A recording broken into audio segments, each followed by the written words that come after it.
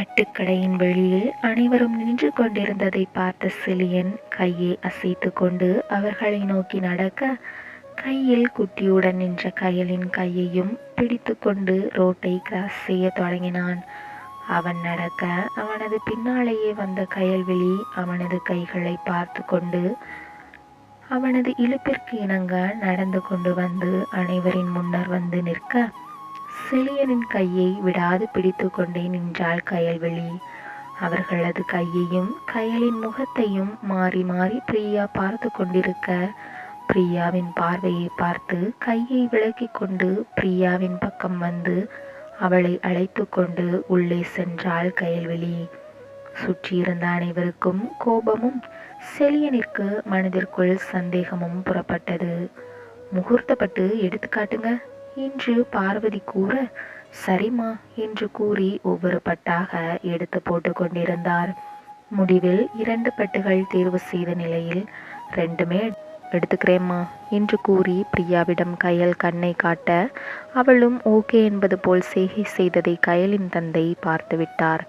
இதனை வெளியில் காட்டிக்கொள்ளாமல் நோட்டமிட ஆரம்பிக்க, ஒவ்வொரு கடையில் வாங்கும் அனைத்திற்கும் கையில் பிரியாவிடம் கேட்பதும் அதற்கு பிரியா தலையாட்டுவதுமாக இருக்க, ஒரு வழியாக திருமணத்திற்கு தேவையான அனைத்தையும் வாங்கி கொண்டு காரில் வீட்டிற்கு புறப்பட்டனர். வீட்டிற்கு சென்றதும் கயலும் பிரியாவும் அறையில் நுழைந்து கொண்டனர். கமலா வீட்டிற்கு செல்வதாக கூறிவிட்டு கிளம்பிவிட்டார். மற்ற அனைவரும் வெளியில் இருந்தபடியே திருமண காரியங்களை பற்றி பேசி கொண்டிருந்தனர். மது தூங்கி போனதால் அவளை தொட்டிலில் போட்டுவிட்டு அவளது அருகிலே ஹாலில் படுத்து தூங்கினான் செலியன். உள்ளே இருந்த கயலும் பிரியாவும் இன்னும் ஒரு நாளே இருக்கும் பட்சத்தில் எப்படி என்ன செய்ய வேண்டும் என்பதை பற்றி பேசி கொண்டிருக்க, உள்ளே வந்த குமரேசன் சமையலறை நோக்கி செல்ல, இருவரது சத்தத்தையும் கேட்டு அதே இடத்தில் நின்றுவிட்டார்.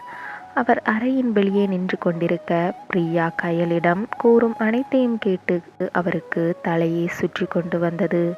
நேரே வந்து சோபாவில் அமர்ந்தவர் பலமுறை செலியனையும் குட்டியையும் மாறி மாறி பார்த்து கொண்டிருந்தார்.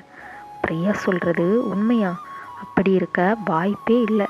செலியன்கிட்ட இதை பற்றி கேட்போமா என்று யோசித்தவர் செலியனை எழுப்ப, வெளியில் சென்று வந்த அசதியில் மறுபடியும் புரண்டு படுத்து தூங்கிவிட்டான்.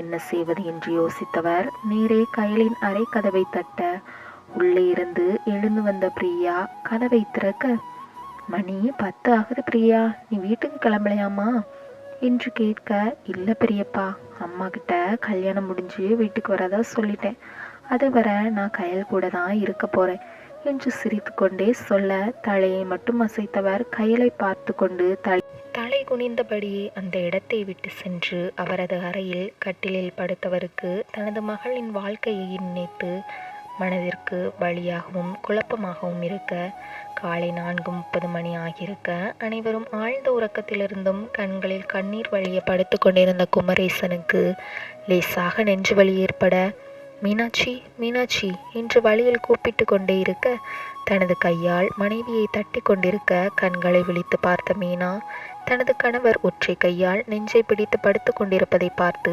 பதறிப்போய், என்னாச்சு என்னங்க என்னாச்சு என்று கத்தும் சத்தத்தில் அனைவரும் விழிக்க, அவரது பக்கத்தில் ஓடி வந்து நின்ற செலியன் அவரை தூக்கி கொண்டு கார் நோக்கி செல்ல, கயலின் அறையை நோக்கி மீனாட்சி கதறியபடியே ஓடி சென்று கதவை தட்டிய வேகத்தில் பதறிப்போய் விழித்த கயல்விழி கதவை திறந்து பார்க்க, தனது அப்பாவை கையில் ஏந்தியபடியே ஓடி சென்ற செலியனை தொடர்ந்து இவளும் அப்பா என்று அழைத்தபடியே ஓடி அப்பாவின் கையை பிடித்து கொண்டு பின் சென்றாள்.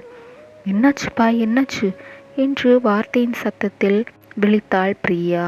கண்களை கசக்கி கொண்டு வெளியே வந்து நின்று இங்கு நடப்பவற்றை பார்த்தவள் கூடே அவர்களின் பின் செல்ல, தனது மாமாவை சீட்டில் படுக்க வைத்து அருகில் செலியன் அவனது அருகில் கயல் சேர்ந்து அமர்ந்தபடி இருந்து கொள்ள, இந்த நேரத்திலும் கயல் நீ இறங்கு, நானும் செலியனும் போறோம், நீ 2வது கார்ல வா என்று கூறியபடியே கயலின் கையை பிடித்து இறக்க முயன்றாள் பிரியா.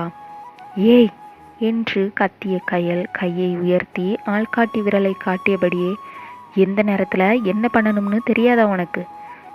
ஏன் உயிரை வாங்கி தொலைக்கிற தள்ளிப்போ என்று கத்திக்கொண்டே காரின் கதவை டபார் என்று அடைத்து கொள்ள கார் வேகமாக புறப்பட்டது. கண்களிலும் முகத்திலும் அனல் பறக்க, பற்களை கடித்து கொண்டு கோபத்தின் உச்சத்திலும் வீட்டின் உச்சத்திலேயே நின்று கொண்டிருந்த பிரியாவிற்கு கயலின் மேல் கோபம் பொங்கி கொண்டு வர, அவளது தாய்க்கு கால் செய்து, உன் அக்கா புருஷன் இழுத்துட்டு கிடக்கான், மண்டைய கிண்டைய போட்டுற போகிறான், ஆஸ்பத்திரிக்கு தூக்கிட்டு போயிருக்காளுக, சீக்கிரம் உன் தங்கச்சி வீட்டு பக்கம் ஒரு ஆட்டோவை பிடிச்சிட்டு வா என்று கூறி ஃபோனை வைத்துவிட்டு கதவை பூட்டிவிட்டு வெளியே வந்து நிற்க, 5 நிமிடத்தில் கமலா ஆட்டோவுடன் பிரியாவின் அருகில் வந்து நின்றதும் அதில் ஏறிய பிரியாவின் முகத்தை பார்த்த கமலா கடும் கோபத்தில் இருக்கும் மகளிடம் பேச தயங்கினாள்.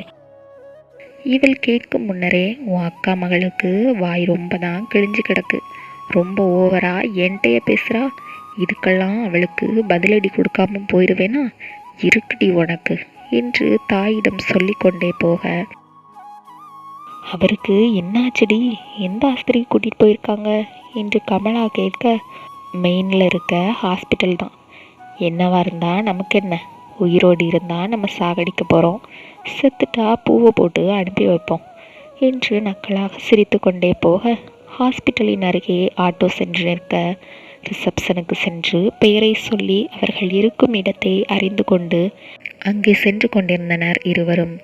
அவசர சிகிச்சை பிரிவை அடைந்த கமலா வெளியில் நிற்கும் பார்வதியிடம் சென்று, என்ன அண்ணியாச்சு என்று மெதுவாக கேட்க, நாங்கள் எல்லாரும் தூங்கிட்டு இருந்தோம், திடீர்னு அண்ணனுக்கு நெஞ்சு வலி வந்துட்டு, இப்போ உள்ள வச்சு ஏதோ செக் பண்ணிட்டு இருக்காங்க என்று சொல்லி கொண்டிருக்க, இருக்கையில் அமர்ந்தபடியே தலை குனிந்தபடி தலையில் கை வைத்து கொண்டு அழுது கொண்டிருந்தாள் கயல்விழி.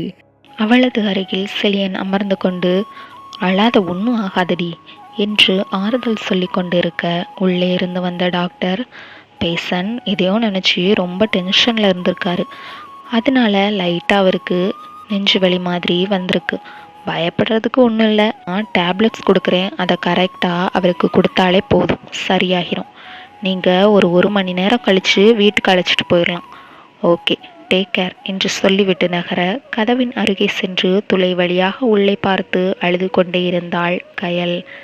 குமரேசன் நர்ஸிடம் ஏதோ கேட்க உள்ளே இருந்து வெளியே வந்தவள், இங்க கயல்விழி செலியன் யாரு என்று நர்ஸ் கேட்க, 2 பேரும் பார்க்க, உங்களை பேஷண்ட் பார்க்கணுமா என்று கூறிக்கொண்டு உள்ளே செல்ல அவளை தொடர்ந்து இருவரும் சென்றனர். தந்தையின் முகத்தையே பார்த்து கொண்டிருந்தாள் கயல்விழி. மாமா என்று செலியன் முதலில் அழைக்க, கண்களை விழித்து பார்த்தவரின் கண்கள் சோர்வாக காணப்பட்டது.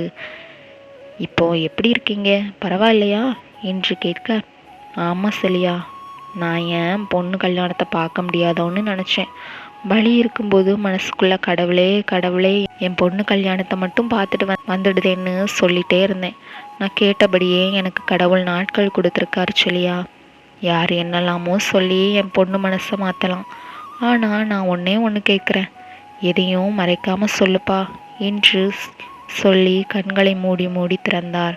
என்ன கயல், நான் சொல்கிறது சரிதானே என்று கேட்க, கண்களை மூடிக்கொண்டு அழுதபடியே கட்டிலை கைகளால் இறுக்கமாக பிடித்து கொண்டு நின்றிருந்தாள் கயல்விழி.